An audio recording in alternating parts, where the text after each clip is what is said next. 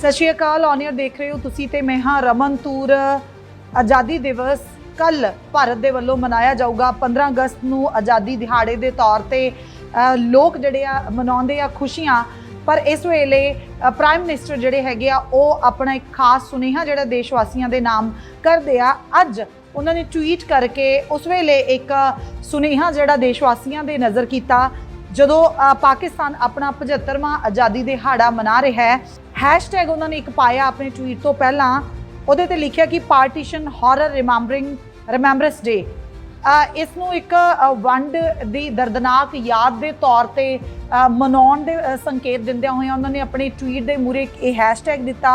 और उस तो बाद जो लिखते हैं मैं ज्यों दा त्यों पढ़ के सुना दिंदी हां ते उस तो बाद इहदे उत्ते गल करदे हां। सानूं समाजिक वंडां असहमति के जहर नूं दूर करन ते एकता, समाजिक सद्भावना ते मनुखी सशक्तिकरण की भावना नूं होर मजबूत करन की जरूरत की याद दिवाउंदा रहे।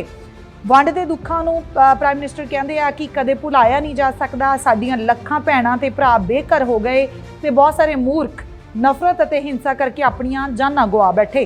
साडे लोकां दे संघर्षां अते कुर्बानियां दी याद विच 14 अगस्त नूं वंड दी भयानक याद दिवस वजों मनाया जाता है।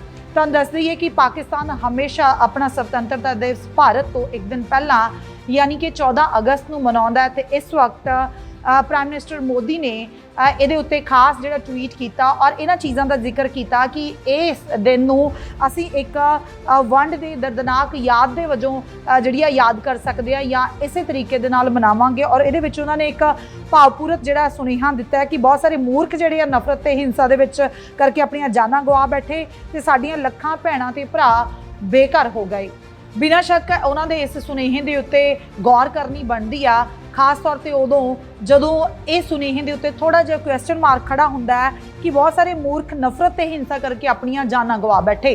बिना शक उस वेले क्योंकि धर्म के आधार के उत्ते जिहड़ी वंड हुई सी, एक देश नूं टुकड़े करके दोवां देशां दे विच तब्दील कर दिता गया। पर ज़्यादातर जिहड़ी संख्या सी दोनों देशों के विच आम सधारण लोगों की जिहड़े किसी नूं किसी तरीके नाल नफरत नहीं सी करदे और अनेकता विच एकता दी जिहड़ी पहलां भी एक जिहड़ी मिसाल या कह सकते कि भारत ने एक तस्वीर जिहड़ी पेश की हुई सी। पर बहुत सारे लोग जिन्हां दीयां जानां गईयां वो अपनी मर्जी दे नाल मरना नहीं सी चाहुंदे, क्योंकि उस वेले हिंसा इन्नी हुई, क्योंकि उस वेले सुनेहा कुछ ऐसा सी लोगों के कुछ दे मनां दे विच कि उन्हां दी वजह करके बहुत सारे निर्दोष लोगों नूं अपनियां जानां तो हाथ धोना पिया, बहुत सारे मासूम लोगों नूं अपनी जान गवाउणी पई। उस तो बाद हुण जदों 75 साल हो गए आ, चाहे वो पाकिस्तान की आज़ादी की गल होवे चाहे भारत की, ते खास तौर पर क्योंकि असीं भारत वासियां ते भारत के संदर्भ दे विच जे गल करिए तो बहुत सारियां यादां नूं लोग अजे तक अपने सीनिਆਂ ਦੇ ਵਿੱਚ ਲੈ ਕੇ ਫਿਰ ਰਹੇ ਨੇ, चाहे वो 45 का दर्द होवे ते या फिर 84 का दर्द होवे। ये सारियां चीज़ां यादां दे विच तब्दील हो जांदियां ने और यादां जड़ियां खास तौर पे कौड़े जिहड़े तजर्बे हुण हमेशा याद रहिंदे आ। पर आउण वालियां पीढ़ियां दे लई असीं किवें दा संसार दे रहे हां, किवें दा खास तौर पे जिस देश दे वासी ने वो देश दे रहे हां, ये याद रखा जाता। आने वाली पीढ़ियों को शायद साडे वांगू हौली हौली ये दर्द जिहड़ा घटना महसूस हो जाए कि 1947 की होया सी, 1984 की होया सी, पर जिस तरीके का देश असीं दे के जावांगे वो ज़्यादा याद रखा जाऊगा। इस वेले जदों भारत लोकतांत्रिक आज़ादी के पद्धर ते या फिर प्रैस की आज़ादी के पद्धर ते अपनी जिहड़ी ग्रेडिंग दे विच बहुत नीचे आ चुकिया होया। वर्ल्ड दी वड्डियां रिपोर्ट्स जिहड़ियां ये साबित करदियां ने कि लोकतांत्रिक आज़ादी के नाम के उत्ते आज़ादी है नहीं है, उहदे विच बहुत पिछे असीं आ चुके हुए हैं।